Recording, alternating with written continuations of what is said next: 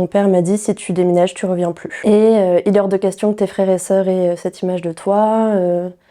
Tu vas pourrir en enfer si tu continues comme ça. Et on t'aime beaucoup trop pour que tu mènes cette vie. Donc pour te faire comprendre tout ça, on te refuse l'entrée de la maison. Bonjour, je m'appelle Françoise, j'ai 26 ans et je viens d'une famille catholique intégriste. J'ai grandi dans une communauté qui s'appelle la Fraternité Saint-Pie-X et à 19 ans, j'ai fait mon coming out lesbien qui ne s'est pas du tout bien passé. Du coup, je suis dans une famille très pratiquante. J'ai toujours grandi en allant à la messe tous les dimanches, en participant à tous les rites. Tout mon entourage était catholique. J'ai été à l'école dans un pensionnat hors contrat, tenu par des religieuses, donc on était juste une école composée de filles, avec la messe tous les matins, le chapelet, les vêpres, enfin tous les rites religieux qui font partie de la vie catholique. La religion faisait partie de ma vie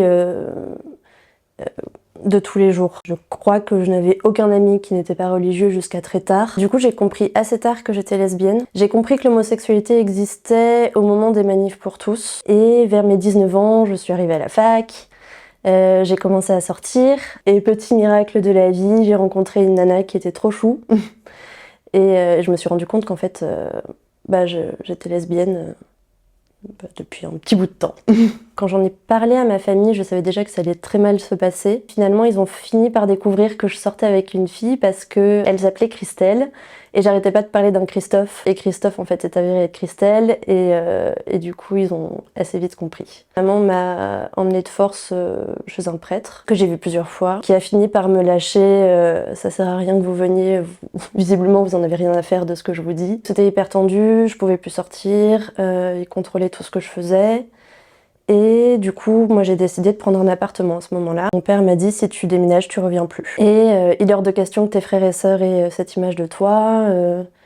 Tu vas pourrir en enfer si tu continues comme ça. Et on t'aime beaucoup trop pour que tu mènes cette vie. Donc pour te faire comprendre tout ça, on te refuse l'entrée de la maison. J'étais chef ten scout à ce moment-là.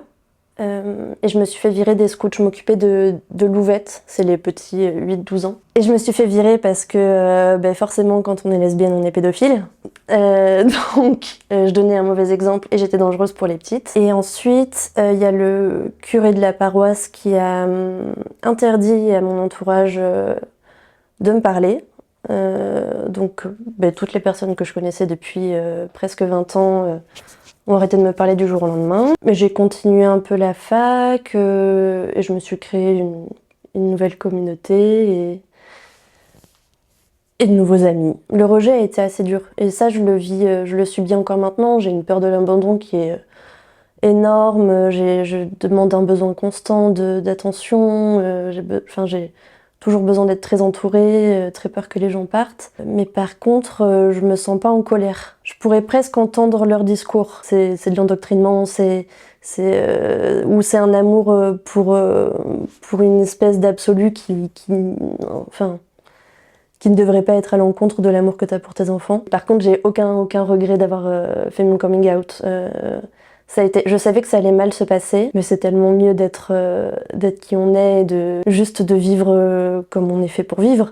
C'est beaucoup trop triste de se contraindre à mener une vie tiède et qui ne te correspond pas. Enfin, il était hors de question que je vive autrement. Mais c'est trop bien.